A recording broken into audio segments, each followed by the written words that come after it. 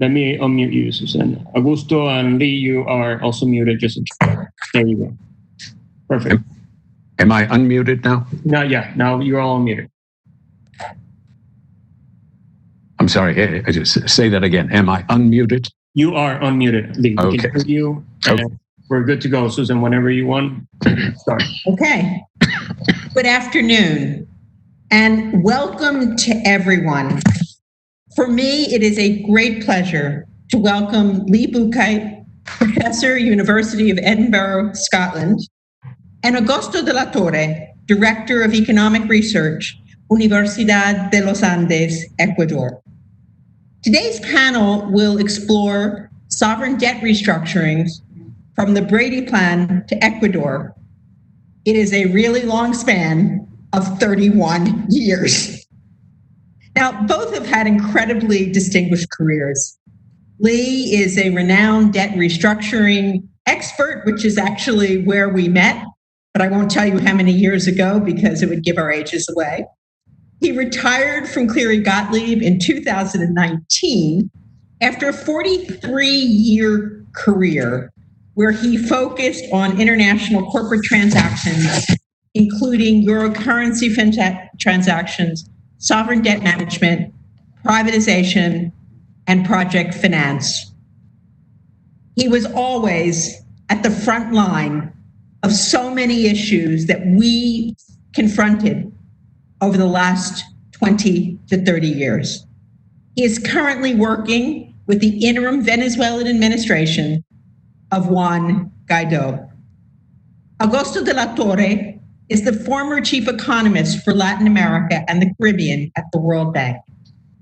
He's published extensively on a broad range of macroeconomic and financial development topics. And he was previously president of Ecuador Central Bank, which is where I think I met him, and an IMF economist, as well as the IMF resident representative in Venezuela. Now, I would like to thank our partner, the Universidad de las Américas. It's been a great partnership for the last 24 hours, and I hope that we can expand that partnership into the future. We have muted everyone's audio except the speakers, and we ask that you keep your lines on mute to minimize any background noise. If you have a question or a comment, please submit it via web chat to the host, which is ASCOA program. Then we will hopefully, I'm sure we'll have a long list of questions, but we'll get to as many as we possibly can. I'm now going to turn it over to Augusto and Lee, who will discuss the evolution of the sovereign debt restructurings with a particular focus on Ecuador.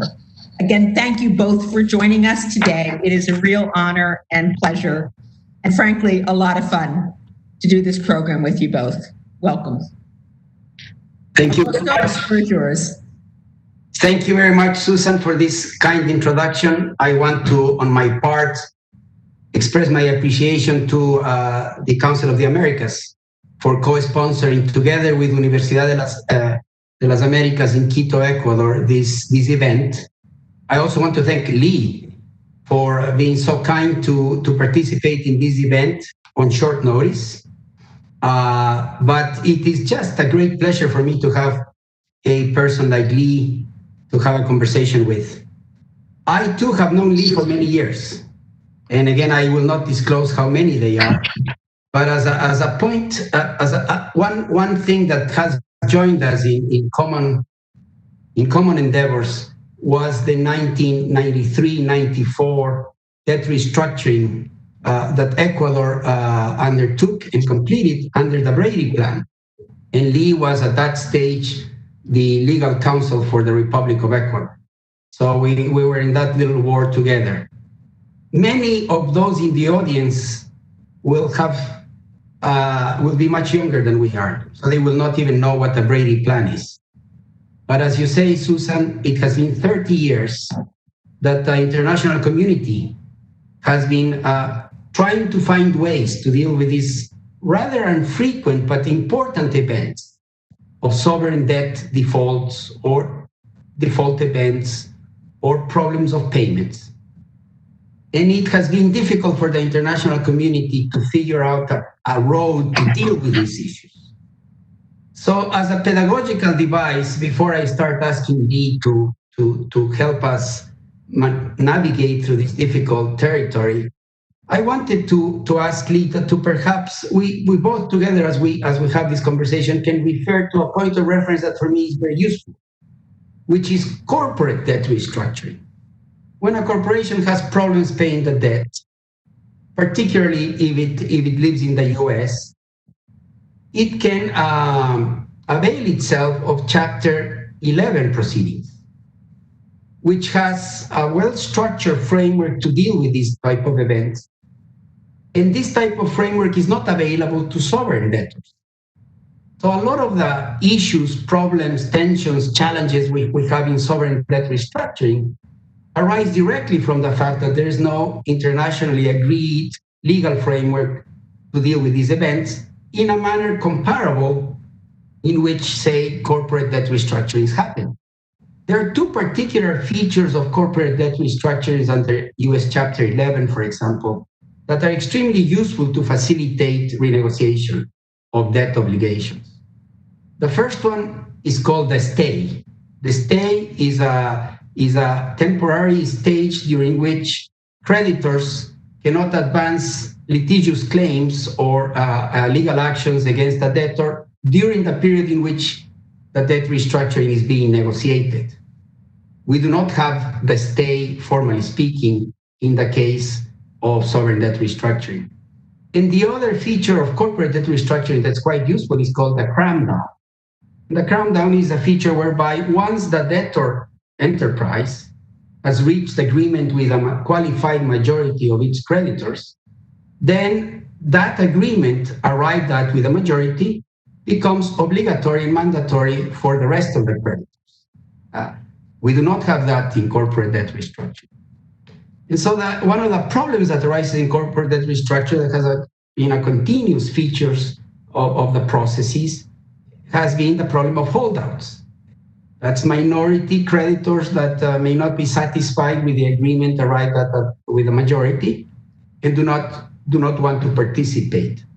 So the holdout problem has been at the heart of these corporate debt restructurings.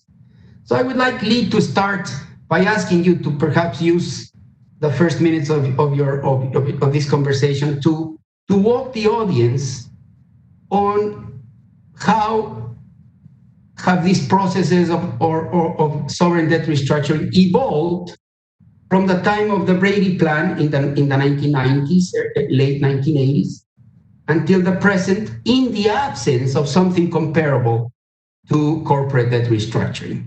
What were the features in the 1990s that we do not have now? What are the new features?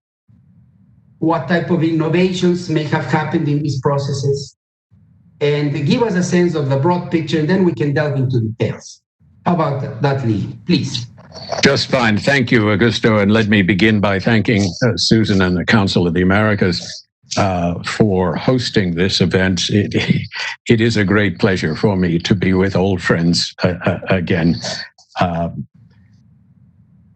Let me step even a bit further before Nicholas Brady, back into the 1980s. The world then, the sovereign debt world, involved exclusively commercial banks as the lenders to what we now call emerging market countries. Mexico declared a moratorium on the payment of its external debt in August 1982, setting off what has come to be called the Latin American debt crisis. But even that is a misnomer. That crisis, you recall, afflicted countries as far afield as the Philippines and Poland. It was caused by a precipitous rise in the London interbank offered rate that was a response to economic developments in the 1970s, the oil shocks and inflation in this country.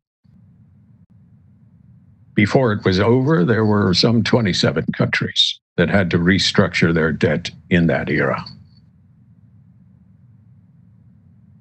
The commercial banks that were caught up in those affairs very quickly organized themselves into bank advisory committees or bank steering committees. And those committees held themselves out to negotiate authoritatively with sovereign debtors.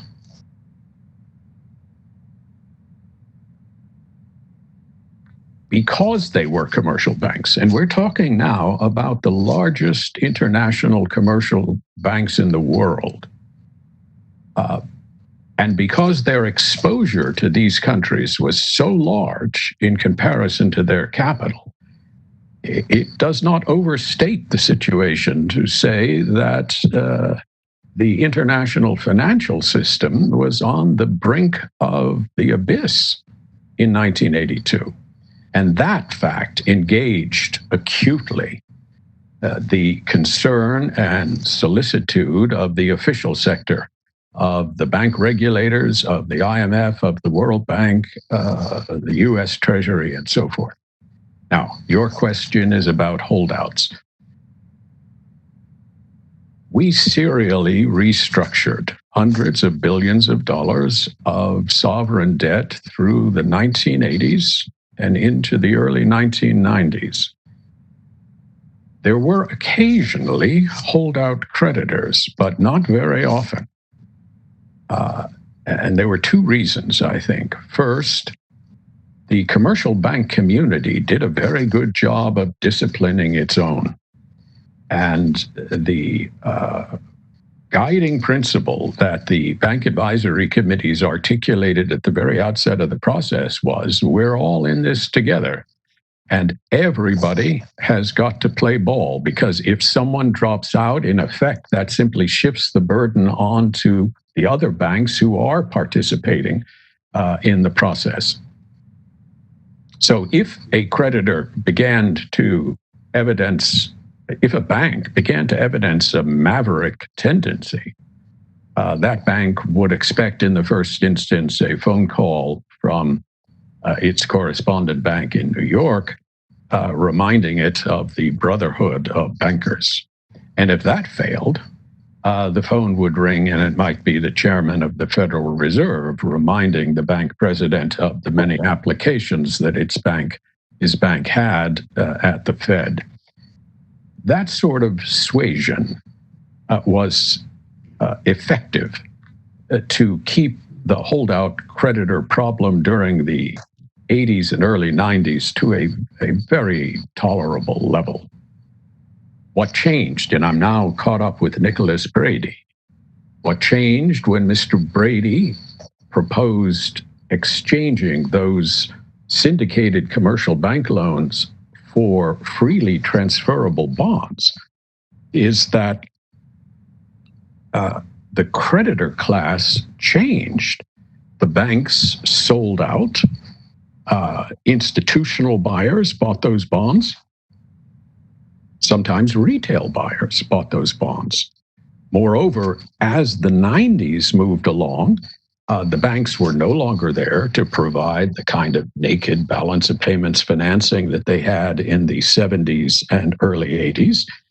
And the debtor countries turned to the bond market for financing. And so in the space of about a decade, you had a wholesale shift from commercial banks, syndicated loans, to freely transferable bonds. Now, since 1976 in this country, sovereign debtors have not enjoyed absolute immunity from creditor legal actions. When they engage in commercial activity, and borrowing money is a commercial activity, they will be answerable for their contractual undertakings in domestic courts in this country, in London, and elsewhere. So the situation as we get to the end of the 1980s is that there are now thousands, perhaps tens of thousands of holders of sovereign bonds, every one of which a legal, valid, binding, and enforceable obligation in a court, typically in New York or London. And all of a sudden, the holdout creditor problem became much more intense. Why? Because those institutional investors were not subject to peer pressure from commercial banks, nor, frankly, were they regulated institutions, and so not subject to pressure from bank regulators. And that meant that we, the community, had to find some other way of addressing the potential of disruptive holdouts. It began seriously at the time of Argentina's default in December of 2001 on about $80 billion of bonds. Right after that, the first deputy managing director of the IMF, Anne Krieger, proposed what she called a sovereign debt restructuring mechanism. Augusto, this is essentially a transnational bankruptcy code. And so the IMF for a while tried to pursue that to see whether it was feasible to have a bankruptcy code applicable to sovereigns. The Americans weren't keen on that idea, and they resurrected a technique that had been first developed in English law bonds starting in 1879.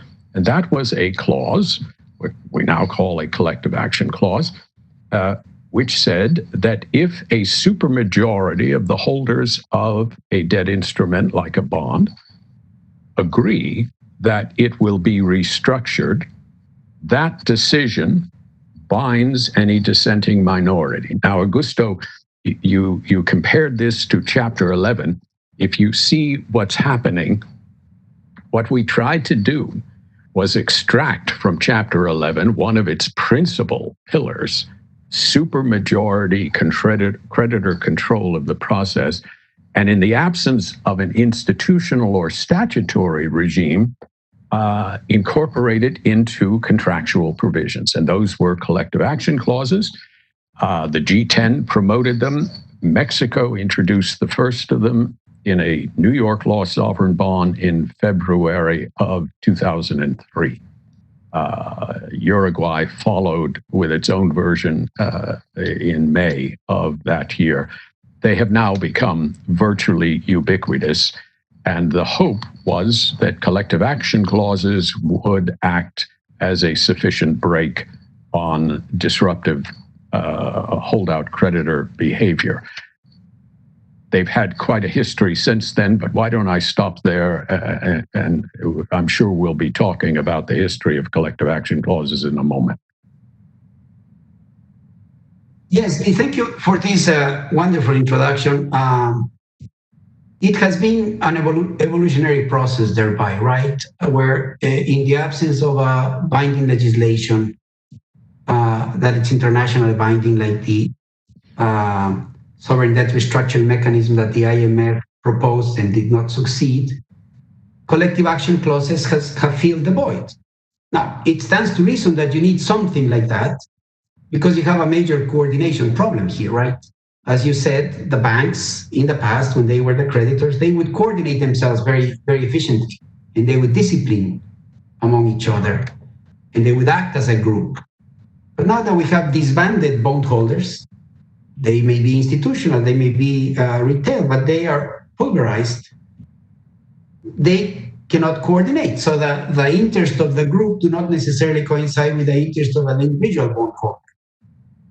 And what may be beneficial for the group as a whole is not necessarily seen or perceived by the individual bondholder. So I guess the collective action clauses are trying to solve this coordination problem, to try to give some additional weight to the interest of the group as a whole. So the group as a whole does not benefit from holdouts, right? The holdouts by definition are against the group. So it is therefore amazing that although they are minority and they are acting on their own interest but not of the group, that they cannot be disciplined. And I'm particularly impressed by the power that holdouts had during the recent Argentine episode between 2005 and 2010. It appears to me that a very small minority of holdouts was able to bring Argentina to the courts in the US and to persuade the US judges to make decisions in favor of this minority. For me, that's puzzling, and I'd like you to help us understand what in that particular episode gave prominence and greater force to the holdouts, and whether that is a fluke that happened in the case of Argentina, it will not happen again, or has it been corrected, and in what sense? Are we still facing that problem currently? It would be great for you to help us understand that particular case and its possible implications beyond Argentina. Okay. The bonds that Argentina had issued and that were the subject of those lawsuits had been issued under a fiscal agency agreement in 1994. So that is long before collective action clauses began to appear in New York law sovereign bonds.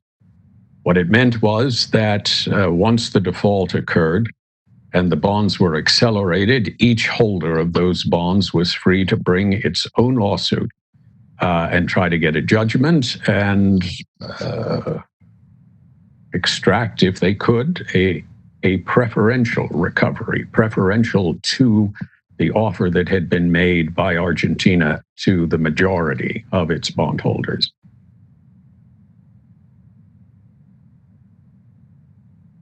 Argentina, at the beginning of that affair, relied upon, frankly, the sovereign debtor's ultimate weapon. The ultimate weapon is to say to a bondholder who chooses not to go along with a debt restructuring that enjoys the support of the majority or vast majority of the country's creditors, is to say to that bondholder, look, we can't stop you from getting a court judgment. But a court judgment is just a piece of paper. You had a piece of paper before. It was called the bond. You'll exchange it for a court judgment, but that court judgment will convey to you, the creditor, an emotional satisfaction, but it will not convey a financial satisfaction unless you can find an asset of ours, the Republic of Ruritania, that you can attach to pay yourself back. And read my lips. There are no such assets outside of Ruritania that are attachable. What we have, the embassies, the consulate, sometimes the military property, is by your law, clothed with special immunity. So here is the proposition, dear creditor. Get your judgment, if you will, and we will consign you to the outer darkness of perpetual payment default. You will search the world looking for an asset, and you will not find it. And you will have nothing left but your regrets and your legal fees. That is a sovereign debtor's ultimate weapon, Augusto. Most sovereigns are somewhat oblique and nuanced about uncloaking that weapon. There was nothing oblique or nuanced about how Argentina did it. Argentina not only said publicly that holdout creditors would never be paid, they actually passed a law, this is the infamous Locke Law in 2005, which forbade that Argentine government or any Argentine government in the future from paying or settling with holdout creditors. So they nailed their flag to that mast. What happened between the default at the end of 2001 and about 2011 was that the system played out pretty much as people had thought it would. All the lawsuits were concentrated in front of the one judge in New York, a federal judge, Thomas Grisey. He would hand down judgments as he was obliged to do. The judgment holders would look for Argentine assets. They wouldn't find them. They tried. There was no lack of creativity to the point that at one point they took their judgments to Ghana when an Argentine sailing ship that the Argentine Navy uses to train its cadets had docked there. And by sailing ship, I mean sailing ship. Horatio Nelson would have recognized this thing. And they attached it. That it was that level of creativity. But they really could not find any significant assets. And so it looked as though the sovereign debtor's ultimate weapon, the speech about consignment to the outer darkness of perpetual default, was powerful. But Judge Grisey had grown over the years increasingly exasperated with the Argentines and felt that they should be settling these judgments. And so he was emotionally predisposed to the creditors coming to him one day and saying, "Your Honor, we have been rereading our bonds, and we find in our bonds a very curious clause that has a Latin title, the pari passu clause, pari passu meaning in equal step. And basically the clause, and it is a standard clause in all cross-border debt instruments, the clause says that these bonds shall rank equally with all of the country's other external indebtedness. And, Your Honor, we tell you that Argentina has been paying the bonds it issued in its debt restructuring in 2005. They rank equally with our holdout bonds, and therefore, Your Honor, we want a court order and injunction forbidding Argentina from paying its holdout creditors without paying us. Judge Grisey, again, emotionally predisposed to give the creditors some leverage over Argentina, agreed to give that injunction, and it resulted, it resulted in Argentina ceasing to make payments on the bonds it issued in 2005 and 10 as part of its last debt restructuring, even though the poor devils who took those bonds wound up having to swallow about a 75% NPV loss. And now they find that their erstwhile fellow creditors have gotten an injunction that prevents them from being paid. And this goes to your question about the perception of holdout creditors by the majority of sovereign bondholders. That pari passu incident, you could hear the scales tinkling down from the eyes of the creditor, the bondholder community. Until that point, I think they had viewed holdout creditors as, frankly, therapeutic. The holdout creditor would say, all of you sheep wind up taking these sovereign debt offers. We're the only ones. We are the burr in the saddle and the stone in the shoe and the bee in the bonnet that keeps the sovereign debtor honest and forces it to make realistic offers. So we're doing the dirty work that none of the rest of you wish to do. After the pari passu incident, it became clear that the holdout creditor was as much a threat to his fellow bondholders as he was to the sovereign issuer. And that has changed significantly. And that, I think, perception has led to a gradual enhancement of the potency of collective action clauses. And the broad community of bondholders have endorsed this. But ultimately, the nature of these affairs is that the sovereign debtor must persuade a supermajority of its bondholders of the need for a restructuring, first. Second, that the debt restructuring is proportional to what the country needs, not necessarily what it wants, but what it needs.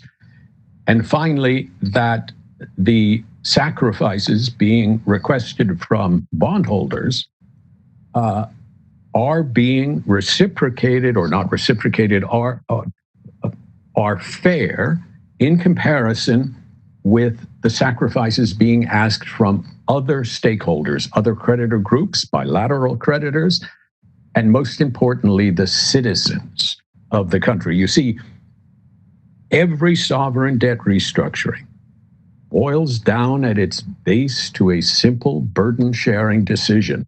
How much of the discomfort of the adjustment is to be borne by the citizens of the country in the form of what we now call austerity, fiscal adjustment, higher taxes, lower services, reduce the public workforce, et cetera, and how much of that discomfort is to be borne by the creditors of the country in the form of debt relief. That is the fundamental decision. And frankly, the only institution on the planet that purports to have both the technical expertise and the political legitimacy to make that decision is the International Monetary Fund, which is why they are so central to these affairs. Lee, you have raised the issue of burden sharing, to which I would like that we come back, because it's important, and I suspect it will become more important in the years to come for reasons that we will discuss a little later. But before we move out from that, so what you are telling us is that Argentina had this intense problem of holdouts, largely because the bonds in question did not have the modern collective action clauses, and the holdouts used the pari passu clause to gain traction and power. But that was a lesson not only historically, but it was a big lesson to bondholders, because the pari passu clause turned the interest of the holdouts against the interest of the majority bondholders. And so now, in some sense, it has become clear with time that it is both in the interest of the debtor and in the interest of the majority that supports the debt restructuring jointly to minimize or to control the problem of holdouts. And so you and others, but you in particular, have been behind innovations in contractual clauses. And there are not only the collective action clauses that more people are familiar with, namely the supermajorities. You need a certain majority to make the agreement binding to the rest. But there are other clauses, which I'm not sure if they are called collective action clauses or not, but they are important. For instance, the exit consents. And all of this has been geared to mitigate the problem of holdouts. But let me bring before you another infamous case. And that's Ecuador 2008, where you could argue that the collective action clauses worked well as regards holdouts, but they did not work well as regards disciplining the debtor, right? Because in that particular case, Ecuador made an argument, a political argument, that the debt was illegitimate, and used, it seems to me, and you clarify if I'm wrong, used these collective action clauses to get away with murder in some sense. Because that was a case where a country did not pay, although it could have paid. And if we would have had a Chapter 11 type court, the judge would have told Ecuador, sorry, my friend, you have money, go ahead, you have to honor your obligations, you can pay. But it didn't work that way. So that's the case of a use of collective action clauses, or perhaps the abuse of collective action clauses by a debtor. So could you please give us a sense, using this example, on the balance between the majority creditor interest, the debtor interest, and in the absence of a judge that adjudicates the pros and cons of having these clauses? Yes, only one correction. What Ecuador did in 2008-9 was not use the collective action clause. What Ecuador did, the then President Rafael Correa had run on a platform in which he said he was going to obtain significant debt relief for the country if he was elected. He decided to invoke as the principled basis for that debt relief a doctrine that has been around since 1927, known as odious debt. The original odious debt concept was that if a dictatorial, a tyrannical regime borrows money, does not use it for any public purpose, in effect steals it, that it is wrong morally and ought to be wrong legally to saddle the poor citizens of that country with an obligation to repay a debt that had been incurred in the name of the state by a kleptomaniacal dictator. Public international law has always held that governments that incur debt, once they do so, their successors are obliged, as a matter of public international law, to honor that debt. It doesn't matter in public international law how different in political philosophies those two governments may be. So the Bolsheviks were told they had to honor the debts of the Tsar. Cory Aquino in the Philippines in the mid-'80s had to honor the debts of Ferdinand Marcos. And that is a strict rule of public international law, but many people confronted with this scenario of kleptomaniacal dictator felt that it simply produced a morally wrong outcome. Odious debt never really got caught on as a legal concept, principally because it suffers such definitional challenges. What is an odious debt? Aside, perhaps, from that model of kleptomaniacal dictator. Moreover, very quickly in the discussion, that adjective odious migrates from modifying debt to modifying the regime that incurred it. So if you have an odious regime, Saddam Hussein in Iraq,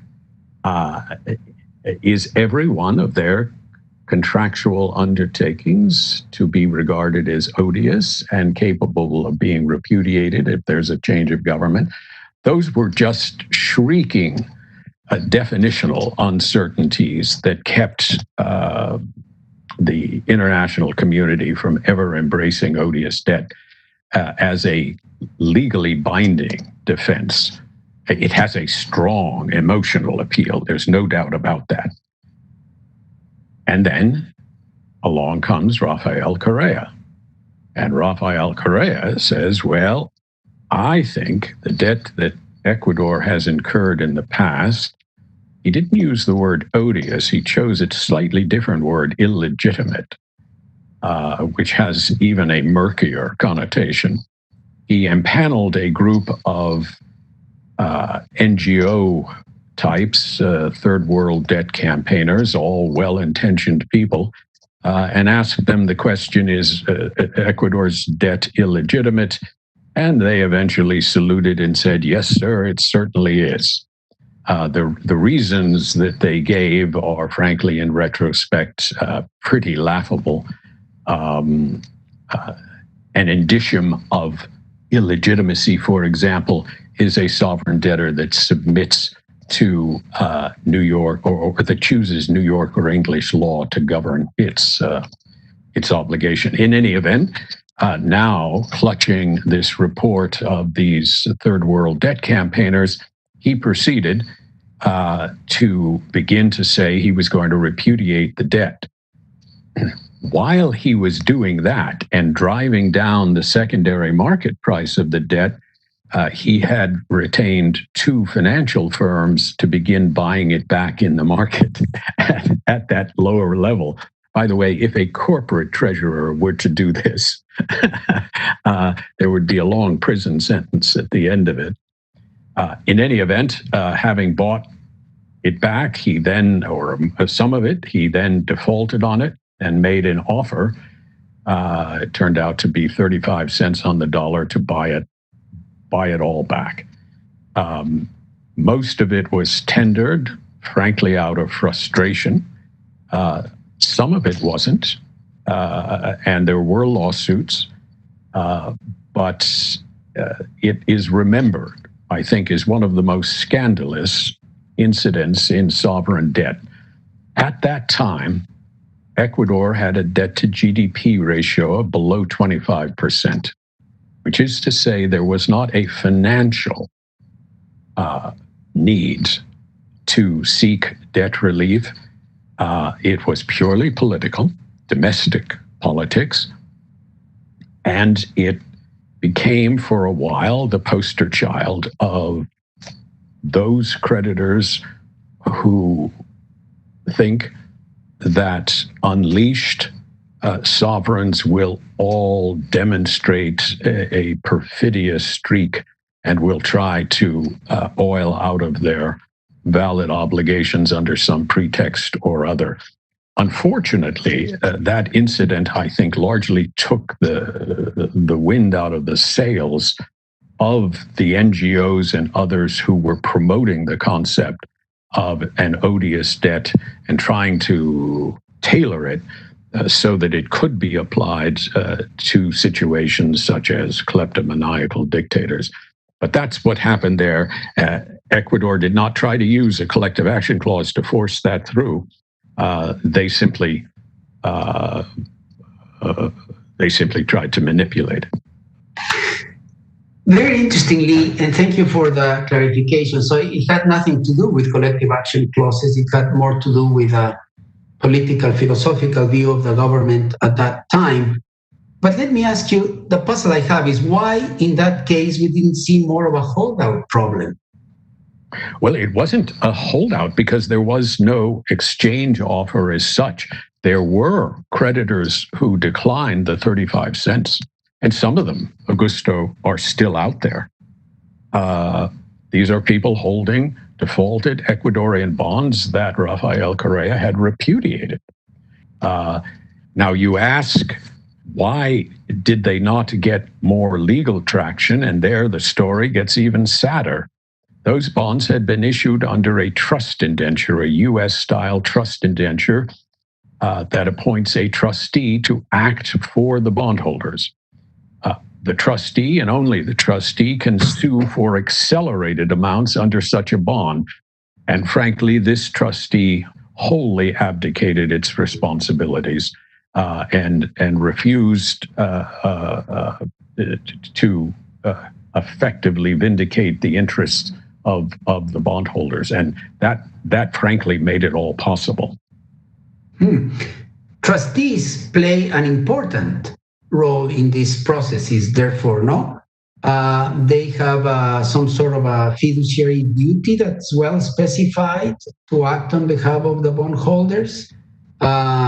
Since the Ecuador experience of 2008, have there been any innovations to the obligations of the trustee that are relevant to the current situations of other debt restructurings?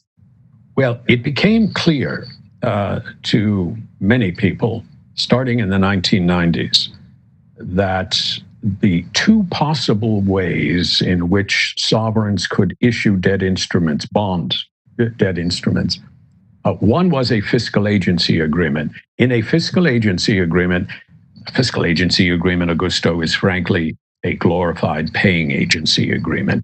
The fiscal agent is the agent of the issuer of the bond. He receives payments, he distributes them to the bondholders. The alternative is a trust structure, called in the United States a trust indenture, in the United Kingdom a trust deed. The trustee is the agent of the bondholders. So its job is to protect the interest of the bondholders. Importantly, in the event of a default and an acceleration of the bonds, the trustee and only the trustee is entitled to bring a lawsuit. And it does so on behalf of all bondholders. And if it recovers anything, it must distribute that recovery ratably to all bondholders. Now, if you think about it, this is the ultimate shark repellent for holdout creditors. Most holdout creditors say, I want everybody else to give debt relief, leave some money on the table. I will be the biggest son of a bachelor in the whole group, and I will sue and force a recovery, a higher recovery than everyone else took. But that strategy turns critically upon the ability of an individual bondholder to sue in its own name, and importantly, to retain for itself and not share with its fellow bondholders any recovery. A trust structure thwarts that. In the United States, the only circumstance in which an individual bondholder's circumstances can sue are if the debt instrument has matured according to its original terms. Then the bondholder can sue for its share of that matured amount. Or if the trustee declines to bring a lawsuit, then the rights revert back to bondholders. So we introduced it in Ecuador's Euro bonds starting in 1997, as I recall. And Ecuador has continued to use a trust structure. Many sovereign debtors in this hemisphere have switched to using trust structures. They still have not adequately caught on in other places. And it, from my standpoint, something of a pity, because they do represent the single best deterrent for litigious holdout creditor behavior. Well, that's fascinating. So the trust indentures are additional important features of the bond contracts nowadays. My understanding, Lee, is that the bonds, all of Ecuadorian bonds that are under negotiation now, do have those trust indentures, do they not? I believe they do, yes. I believe they do. So perhaps you can help me understand, if they have those trust indentures, how is it possible that these minority bondholders sued the Republic of Ecuador, I think a day ago, right? Shouldn't they have gone through the trustee? No. Remember, they are not complaining about anything in the indenture. They are saying that Ecuador has launched an exchange offer in violation of U.S. securities laws, and that's not something that the trustee need to vindicate. So they're saying that's a violation of U.S. securities laws, and that individual bondholders can complain about that.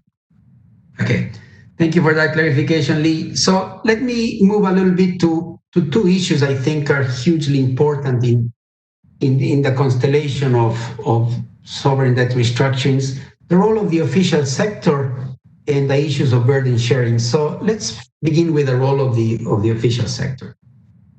I, for one, and I think many economists would agree with me, believe that the next years may be years where events of sovereign debt restructuring may multiply as a result of the COVID crisis. More than one emerging economy may be unable to honor its international debts, and we may need and we may see a greater frequency of cases of sovereign debt defaults and debt restructuring needs.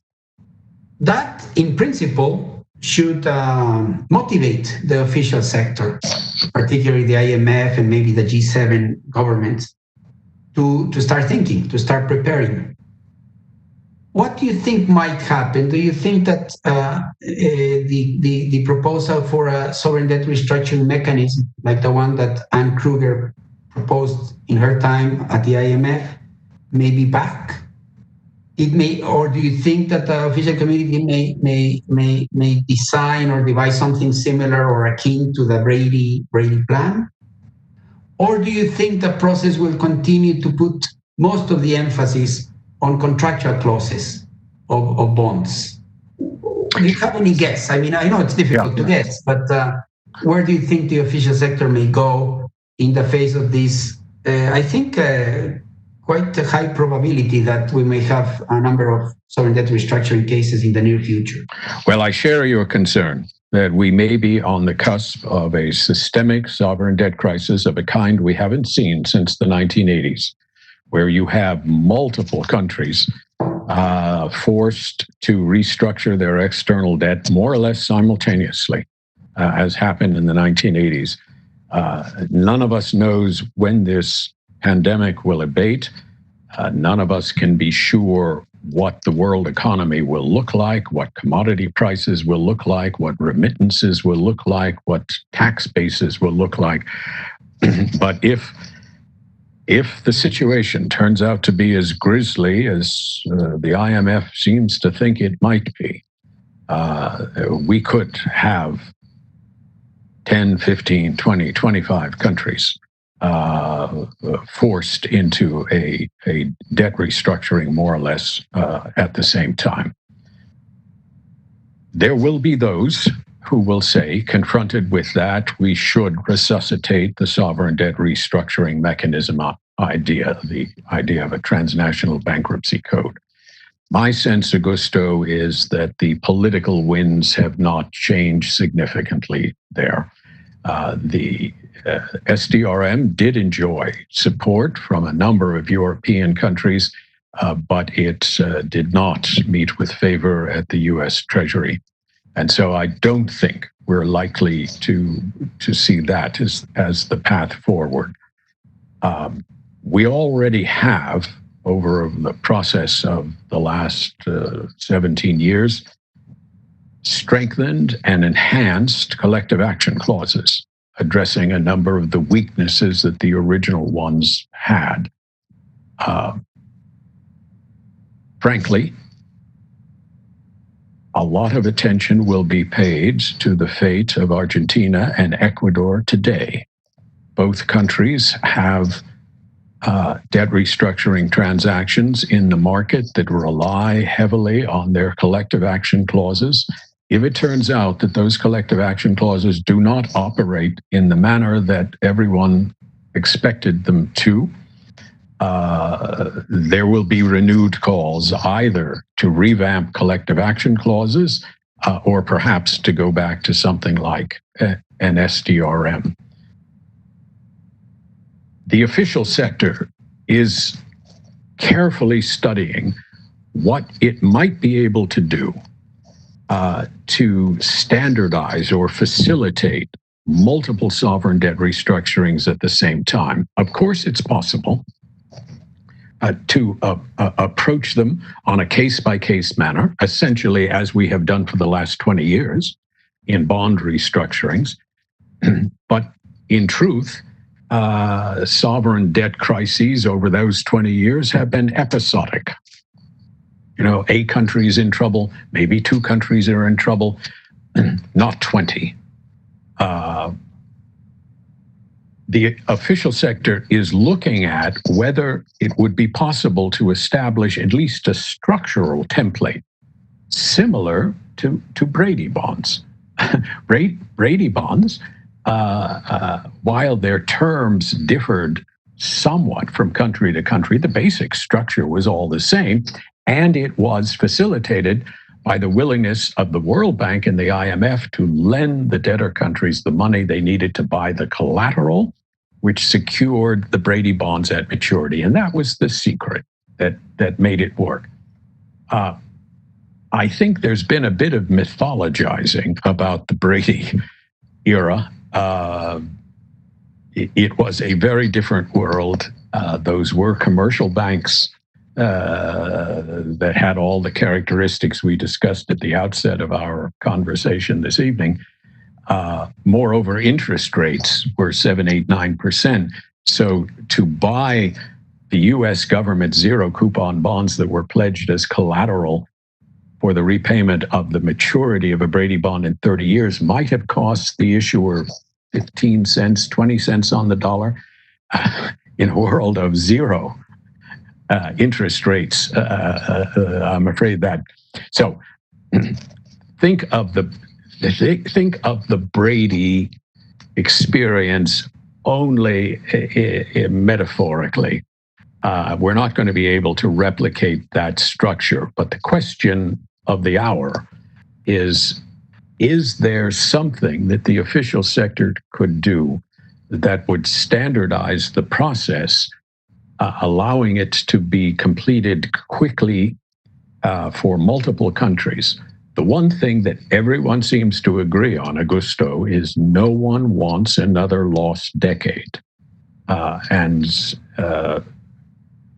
The lights will burn late at the IMF as they search for a path that will avoid that. Certainly. Now, the challenges can be great, particularly because we will still have the challenge of burden sharing, and I want to come to this topic. So, as you said, the cases of Ecuador and Argentina, particularly Ecuador, may have an important demonstration effect, because the world will learn how the collective action clauses and other contractual features of these bonds are helping or not to reach quick agreement. And in that regard, I have to say, Ecuador is a very encouraging case, because the speed with which the negotiations and the initial understanding with a broad majority of creditors was reached was relatively faster than Argentina, to use the current example. So it may be that the eyes of the world are on this particular case, but the eyes of the official sector will be on this particular case for other reasons. And one of the reasons is that everybody's encouraging, as we should, the IMF to transfer significant amounts of financial assistance to emerging markets as part of the way to deal with a crisis created by the coronavirus. So the IMF is, of course, moving and building up its capacity to transfer resources. Ecuador itself is one country that is negotiating a program with the IMF to get additional resources to deal with this awful crisis. But of course, one thing that the IMF doesn't want is that the money goes to a country like Ecuador through one door and comes out the other door. So Ecuador doesn't want to be disbursing to Ecuador so that Ecuador pays the debt to private creditors. The IMF is not interested in that type of round tripping, let's say. So they want to make sure, the IMF wants to make sure that everybody joins the burden sharing.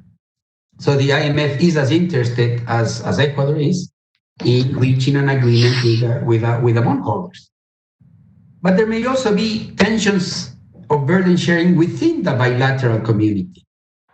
It may be that, for instance, the United States government is not happy with the idea that IMF money goes to Ecuador, and all that money is only or mainly used to pay debt to China. So that's an issue of burden sharing within the bilateral community. So some of your thoughts on these burden sharing issues in light of the debt restructuring with private creditors, and any sticking issue that you think may be particularly relevant going forward. Sure.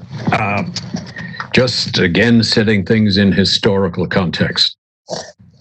The debt restructurings that took place in the 80s, in the 90s, and the first decade of this century involved a degree of coordination between bilateral creditors and commercial creditors. The bilateral creditors typically negotiated jointly under the auspices of the so-called Paris Club. It's an informal group in those days of OECD countries that decided to negotiate their loans to emerging market countries jointly so that there wouldn't be any competition among them. And they started doing so, interestingly, in 1956 with Argentina. What has changed in the last decade or so is that the single largest bilateral creditor is now not a member of the Paris Club. It is China. And while China sits as an observer at the Paris Club, they're not formally a member, and therefore are not bound by those decisions. One of the critical issues that we are going to face in the next couple of years is to what extent can non-Paris Club bilateral creditors like China or India or South Africa be coordinated with the traditional Paris Club and then in turn with commercial creditors. You're quite right to say that burden sharing is on everyone's mind, and quite understandably. The bilateral creditors, the multilateral creditors, don't really want to have to tell their taxpayers that they have written off or deferred the collection of money that they had lent to emerging markets, only to find that that money bleeds out to pay in full and on time commercial creditors. They don't want to have to explain that to their parliaments and taxpayers. On the other hand, the commercial creditors quite legitimately will say, wait a minute, you're asking us for debt relief. If we give you that relief, does it mean you're simply going to be paying it to your bilateral creditors? We had a system for 30 years that worked tolerably well to integrate these two things. Again, the IMF was in the middle of it, and they were sort of the master of ceremonies. But this will be a critical issue in the next couple of years, if indeed we are on the cusp of a systemic sovereign debt crisis. Yeah, another reason I would assume, Lee, that for the Ecuadorian debt restructuring to come to a good final signature, I hope, because it would provide the official community with a signal that bondholders are willing to play a game, and they are willing to do their part and shoulder their burden as part of the way in which the international community is dealing with this very significant crisis. So that's another potential demonstration effect, I suspect, from a successful completion of an Ecuadorian agreement. Maybe we should talk a little bit about tactics, and maybe this is the last chapter, and then I will transmit some of the questions from the audience to you. I have three questions on tactics. The first one is, for tactics to work, you need to have minimum coordination. So I'd like your quick view on how these representatives of bondholders are working compared to, say, the old style steering committee of the banks in the 1990s. Are they working? Are there any ideas there on how they can work better? So that's the first question. The second question has to do with what countries can do to incentivize participation. And that's a delicate balance, right? Because on the one hand, you want to make sure that you get your majority. On the other hand, you want to make sure that the majority participates comfortably and that they are not being dragged into something that's not going to be convenient for a majority. And so there's this issue of critical mass that countries refer to. They say, I would like the participation of X amount of, we will close the offer only when we have X percentage of participants. So I'd like to see how is that working, and pros and cons of higher or lower thresholds. And the last question on tactics I want your opinion on is, there seems to be an interesting contrast between Ecuador and Argentina nowadays. One could, maybe it's unfair, but one could broadly characterize Argentina as a case of a country that makes a proposal first and then negotiates, typically through the press. Whereas Ecuador's path was different, was negotiate first, see if there's enough convergence, and once enough convergence was achieved, you make a proposal. So how do you assess the pros and cons of negotiate and propose versus propose and negotiate. Okay, let me take those in the order that you've raised them. First, on the question of creditor committees. In the good old days that didn't seem so good when they were there, the banks as a group were very efficient in organizing bank advisory committees and steering committees. They were typically the largest 12 or 14 lenders to the country. There was always geographic diversity on the committee. And the debtor could negotiate with them with confidence that if a deal were struck with that group, that it would be accepted by the broader commercial banking universe. And this was the implicit covenant between the Bank Advisory Committee and the debtor, that if the debtor negotiated a deal that the committee found acceptable, they would use all of their leverage over their fellow bankers to ensure that it was successful. Now we come to the era of bond restructurings. There's nothing quite like that. Creditor committees can form. What we've seen, interestingly, in both Argentina and Ecuador in this latest round are multiple creditor committees, different creditor committees representing different constituents, sometimes holding different instruments, but sometimes holding the same instruments, but with simply different views about how a debt restructuring should be put together. So the sovereign debtor is in a position, if it negotiates or comes to terms with one committee, that doesn't necessarily mean that the other committees will endorse it. And that's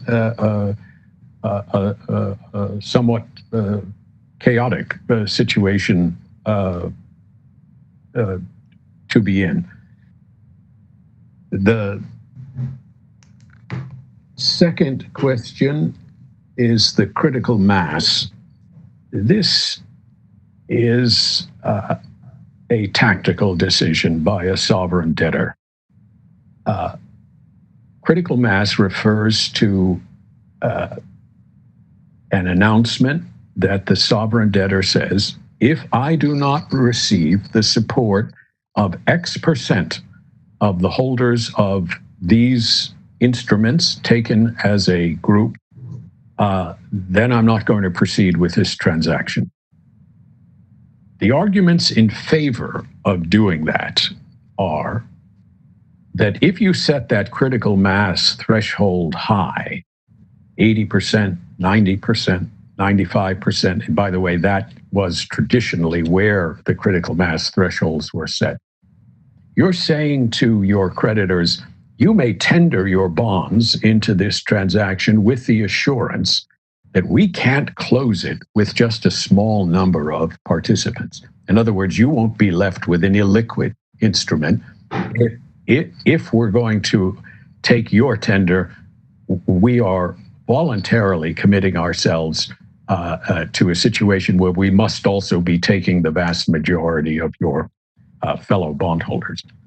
It also is intended to achieve a psychological effect.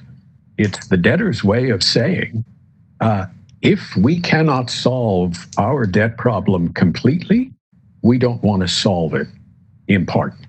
So it's more or less an all or nothing affair. Finally, a high critical mass puts pressure on those who want to participate to bring along their fellow lenders, because the deal won't close for anyone unless the critical mass is reached. And so what the sovereign debtor is trying to do is incentivize the participating creditors to use their good offices with other institutions to bring them along. The arguments against it are, if you say I need 80% to close this transaction, you are giving leverage to potential holdouts. A group of creditors that could mobilize 21% arguably could threaten to stop the entire deal. And that's the downside to it. In both the pending transactions, the sovereigns have chosen to have a critical mass threshold. In Ecuador's case, I believe it's 80%. I believe Argentina has only said 50%, but I'm not entirely sure of that. And your final question went to the tactics of how to negotiate. And we have in Ecuador and Argentina an interesting example of approaching this issue differently. Argentina elected back in April to publish an official offer, actually took it to the SEC and got approval and published an offer. They have since then, over many weeks, wound up having to sweeten that offer incrementally in order to garner additional support. The argument for doing so, I believe, was that by publishing an offer, the issuer is showing its seriousness, that this is what we really think we need. We're not trying this on just as a negotiating ploy. It has the demerit, Augusto, that if you put out an offer and say to the world and to your citizens, this is all we can afford to pay, consistent with our fiduciary duty to the good citizens of Ruritania, and you are pushed back to have to sweeten the offer, the implication is that somehow you are abdicating your duty to the good citizens of Ruritania. That's the demerit of that approach. Strike that. Ecuador tried a different approach, probably the more customary approach, which is to discuss with significant creditors the outline of an offer that those creditors feel they could support. And only when you have an understanding, maybe a wink and nod understanding with a significant portion of your creditors, only then do you publish an offer. And of course, at that point, the understanding would be that your majority creditors would come out and say, yes, indeed, we support this. So you do your negotiation, if you will, behind the curtain, rather than publish an offer and then be forced incrementally to negotiate it upward. And as you know, right now, Argentina is in a situation where it has revised its offer very considerably in favor of the creditors, declared it to be their last and best offer. But the creditors, having seen that history of incrementally getting the offer sweetened, are taking one last shot at a further improvement in the terms, and that's where Argentina sits tonight, I'm afraid. Yes, thank you, Lee. We're getting a number of questions from the audience, and as you can imagine, many of those questions concern the current debt renegotiation by Ecuador, and of course, I'm not going to ask you to provide your views on the merits or non-merits of something that's alive, but maybe we can talk about some general things that can help the audience understand some of the things. One of the questions that comes is, in this issue of collective action clauses, trust indentures, and other clauses, can you speak a little bit about the background to the clauses that may be behind the lawsuit that this minority group initiated against Ecuador? A little bit on the evolution of those clauses and what is it that is generic about that? Sure, happy to do so. The original collective action clauses of the kind, for example, Mexico used in February of 2003, had an obvious weakness. And the weakness was they operated only bond by bond. Within the four corners of each bond, you needed to get holders of 75% of the bonds of that series to vote in favor of a restructuring proposal.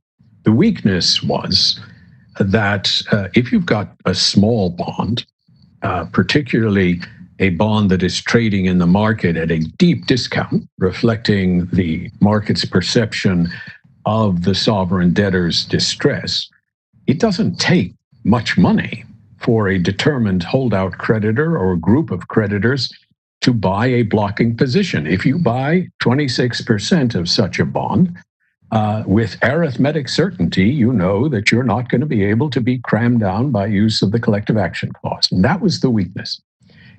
That weakness was perceived really at the outset. It was perceived and talked about by the G10 at the end of 2002.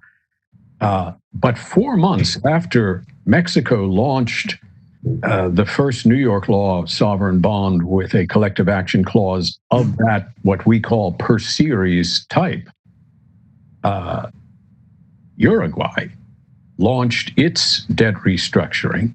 Uruguay had 18 or 19 bonds in the market, and it decided to use what came to be called an aggregated clause. So under this theory, you don't vote bond by bond. Rather, you aggregate the entire universe of holders of the sovereign's bonds, all series, and they vote collectively. And if a supermajority of that collective universe approve the restructuring, it takes effect. The theory is that a holdout creditor is going to find it a lot more difficult and expensive to buy 25% of the entire universe of a sovereign's bonds than one series. What Uruguay confronted in 2003, however, was an obvious problem. What is to stop the majority of creditors from ganging up on a minority? Suppose I have 10 bonds. I make an offer to the first 9 of them that is a par exchange with high coupons, but the offer says bond number 10 is going to be written off to the tune of 95%. You can be sure that the holders of bonds 1 through 9 will enthusiastically endorse the offer, but it would be unfair on the poor holders of bond 10. What is to keep that ganging up from happening? Uruguay solved that problem by saying that an aggregated vote has 2 tiers, 2 limbs, as they're sometimes called. You need a supermajority of the universe, but then you need a lower percentage, but nonetheless a healthy percentage of each series to endorse it. The theory being that no series of bondholders would willingly accept discriminatory treatment. By the way, legal footnote, one reason that Uruguay had to do this in New York law bonds is that collective action clauses have not appeared in U.S. law bonds since 1939. They were forbidden in 1939 from use in corporate bonds, and they were never used in sovereign bonds. So there is no jurisprudence in the United States about the operation of these clauses. In the United Kingdom, on the other hand, they have been in regular use for 150 years, and there is a jurisprudence of what they call oppression of minorities. So Uruguay tried to do it through a 2-tier system. When Uruguay went on the road, this was quite innovative at that time. Uruguay had a roadshow. It met many of its investors and asked the question, what worries you about this innovation? A number of answers were given, but one of them was particularly plausible. It went something like this. Look, you could combine this aggregated collective action clause with a use of another technique, interestingly introduced by Ecuador in 2000, called an exit consent.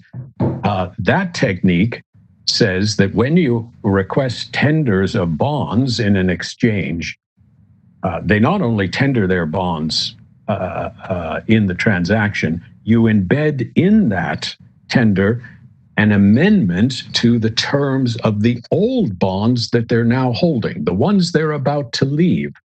And so you change the bonds of the old terms of the old bonds in a way that would render those instruments less attractive, less enforceable, less valuable to potential holdouts. And that was a technique for discouraging holdout creditor behavior. In effect, you ask the supermajority who are participating in your transaction as their last act as a holder of the old bond to deface it in some way that would render it less attractive.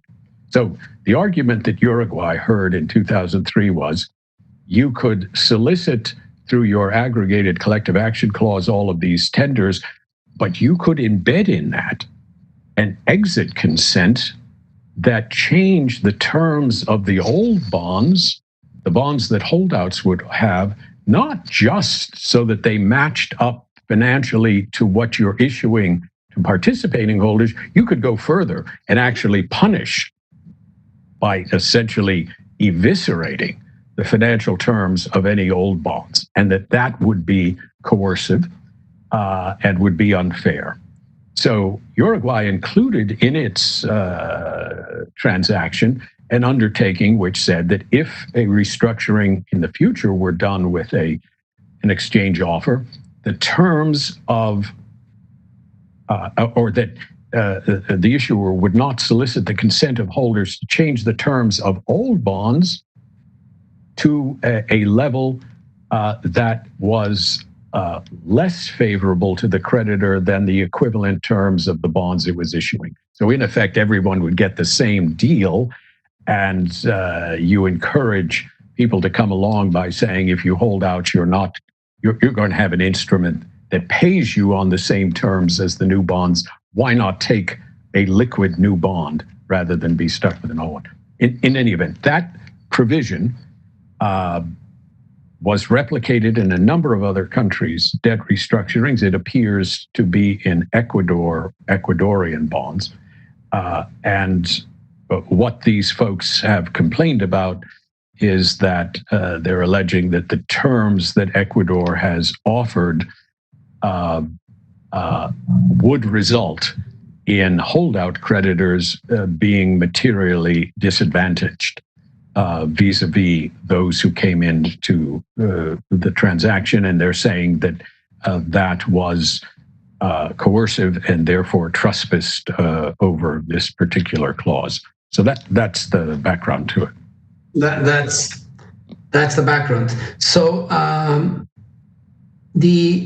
of course the other side of the coin, as you say, is that those clauses have the main purpose to encourage minorities to participate, right? Because you're telling them, if you don't participate, you're still going to get something that's not going to be any better than what the rest is getting. So you might as well participate and get a new bond that's going to be liquid, etc. So the good side of those clauses, from the point of view of the group, of the broader communities, encouraging people to participate and join the group, right? Yep. So that's the intention. I want to ask you, there's a question from the audience that leads me to a question that's more personal, which I have tried to convey to financial participants in the United States, and I have not succeeded so much. I'm going to try again by asking you to comment on that. There's this perception, particularly among disgruntled minority creditors, that governments can cut deals. So the minorities that sue a government because they are not happy with the agreement that the majority is willing to accept, they think that they can get a special treatment from a sovereign, from the Ministry of Finance or whatever authorities are representing the sovereign. And while that may be somewhat possible in Anglo-Saxon legislations, where the law allows a public servant to, especially kind of prosecutors, to cut a deal in order to get a greater good. In the administrative law of Latin America, that's not the case. The laws are very strict in requiring that public officials do not give special treatment when the thing at hand should be one where equal treatment should be given to all creditors. So could you comment on that? Because I think it is useful for market participants in Anglo-Saxon world to understand that this idea that they may have that comes from their experience in, say, Wall Street, that a deal can be cut on behalf of a small group, it doesn't work that well in administrative law of Napoleonic code type. Your thoughts on that, Lee? Well, it's a fair point, Augusto. You are right that the assumption is that a holdout creditor that goes and gets a judgment will now be able to negotiate a preferential settlement. It will tell the sovereign, look, you don't want all the trouble that will come with us attempting to attach your assets, and reminding the Financial Times once a month that Ruritania is a serial defaulter. You don't want all that trouble, and all we're asking for is X.